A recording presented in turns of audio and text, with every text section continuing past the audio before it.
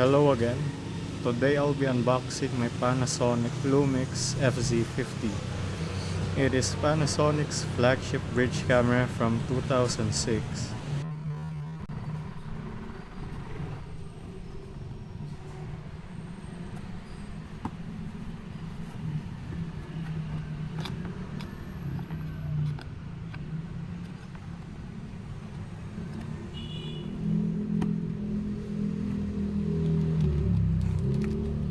Here we have the CD, manual, and pamphlets.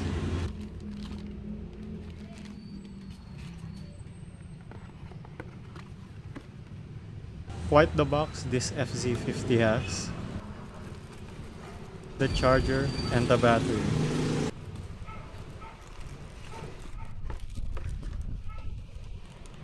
The AV cable and the data cable.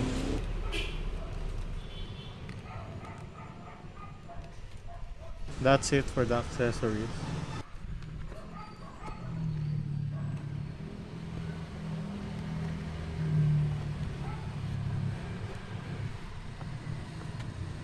Now here's the FZ50. What a beauty. I'll just put the cables back in the box.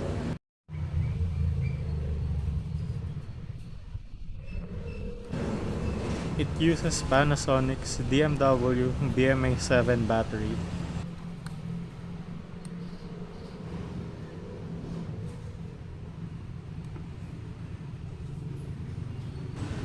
X optical, AF, macro AF, and manual focus, and focus button.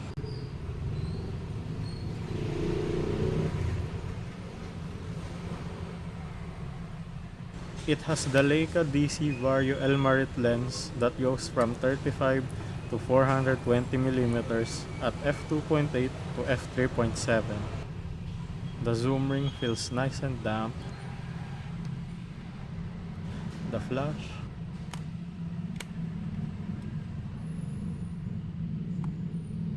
the swivel screen,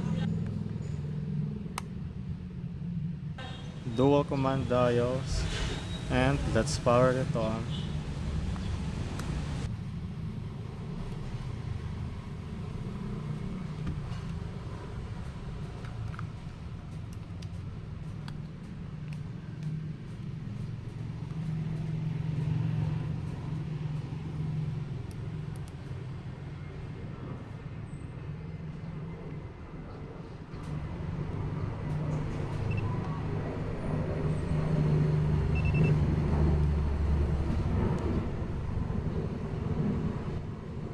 The EVF is not the best, but it's alright.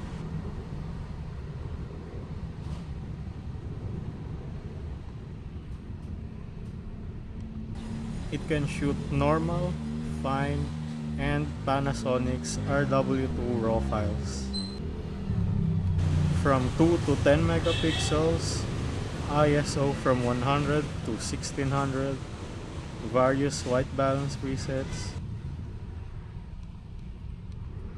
and focus areas.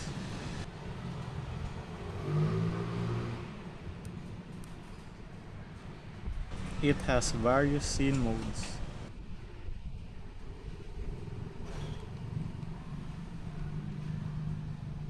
Digital zoom from 2x or 4x.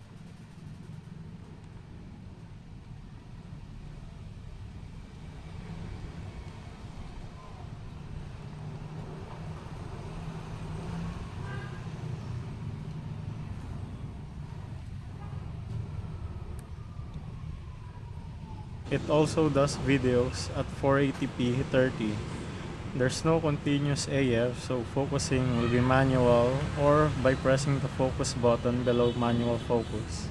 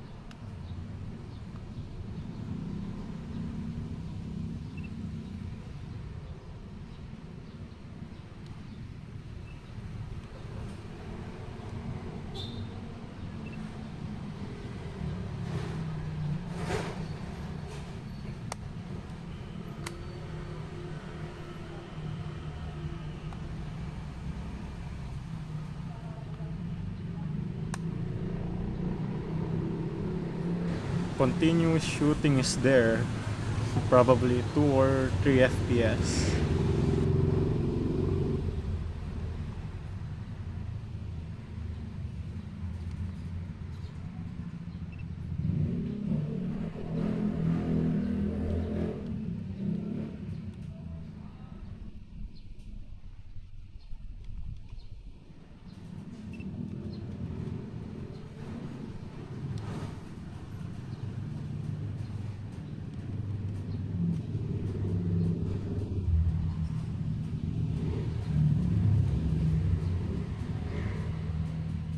It also uses an internal zoom mechanism, which is pretty cool and is more resistant to dust.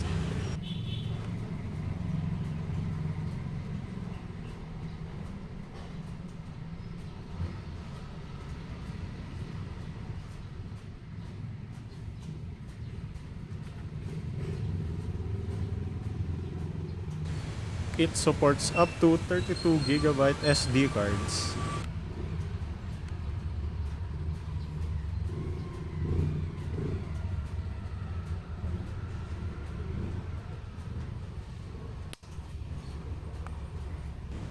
So, for a bridge camera from 2006, it's still very much capable in 2026.